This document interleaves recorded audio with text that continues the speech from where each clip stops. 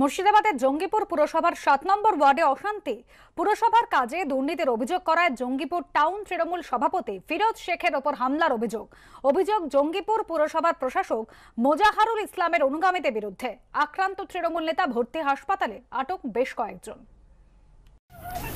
মুর্শিদাবাদে কবে পুরো ভোট তা এখনো ঠিক হয়নি।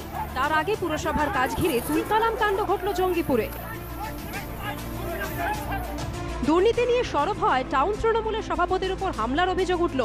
ঘটনায় জড়ালো জঙ্গিপুর পুরসভার তৃণমূলের প্রশাসকের ছেলে ও অনুগামীদের নাম। সোশ্যাল মিডিয়ায় ভাইরাল হয়েছে এই ভিডিও, যার সত্যতা যাচাই করেনি এবিপি আনন্দ।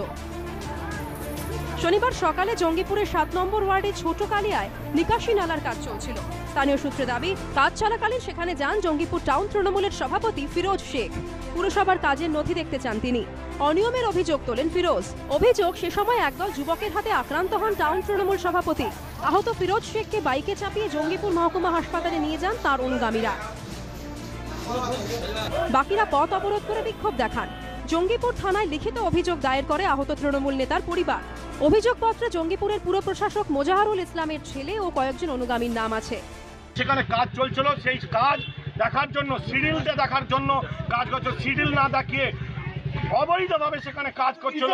সেখানে তার গুন্ডা বাহিনী, তার ছেলে নিজে অন দ্য স্পটে প্রেজেন্ট থেকে এই টাউন সভাপতির উপর আক্রমণ করেছে। প্রশাসনের কাছে এসেছি, যতক্ষণ না চেয়ারম্যান এবং চেয়ারম্যানের ছেলেকে এবং গুন্ডা বাহিনীকে গ্রেপ্তার না করবে ততক্ষণ আমাদের এই আন্দোলন আমাদের চলবে। 20 থেকে 25 মিনিট হলো আমি অফিসে এসেছি, তার মধ্যে শুনতে পাচ্ছি যে একটা গন্ডগোল লেগেছে। গন্ডগোল লেগেছে। এখন আমি তো ওখানে ছিলাম না, আমার গন্ডগোল কী লেগেছে আমি জানি না। গন্ডগোল লেগেছে, এই গন্ডগোল লাগার পর শোনার পর এই কথাটা শুনতে পাচ্ছি। আমি তো জীবনে কোনদিন বম পিস্তল হাতে দিইনি এবং আমার ছেলে তো ওখানে ছিলই না। ছিল না। সম্পূর্ণ অভিযোগ মানে মিথ্যা। ঘটনার প্রেক্ষিতে কড়া পদক্ষেপের হুঁশিয়ারি দিয়েছে জেলা তৃণমূল নেতৃত্ব। যারা করছে তারা ঠিক কাজ করছে না। পার্টিতে এগুলো বরদাস্ত করা হবে না। যারা তৃণমূলের কর্মী সমর্থক, তারা তৃণমূল দল এই ধরনের বিশৃঙ্খলা মেনে নেবে না। এই ইস্যুতে বিজেপির কটাক্ষ বাণের মুখে পড়তে হয়েছে শাসক দলকে। পশ্চিমবঙ্গের সাথে সাথে মুর্শিদাবাদের জঙ্গিপুরের এইরকম ঘটনা দীর্ঘদিন থেকে চলছে।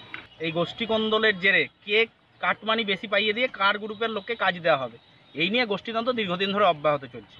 এটা আগামী দিনে আর কিছুদিনের মধ্যে পৌর ভোট, এটা আরও চারা দিয়ে উঠবে। যত দিন গড়াবে পৌর ভোটের দিন ঘোষণার আগে আরও কত রকম কি অবস্থা জঙ্গিপুরবাসী দেখতে পাই, আপনারা লক্ষ্য রাখবেন। জঙ্গিপুর টাউন তৃণমূল সভাপতির উপর হামলার অভিযোগে কয়েকজনকে আটক করেছে পুলিশ। রাজীব চৌধুরীর রিপোর্ট, এবিপি আনন্দ, মুর্শিদাবাদ।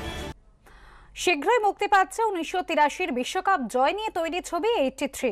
সেই ছবির ট্রেলার এবার দুবাইয়ে বুর্জ খলিফার বুকে, যা দেখে মুগ্ধ কপিল দেব থেকে রণবীর সিং।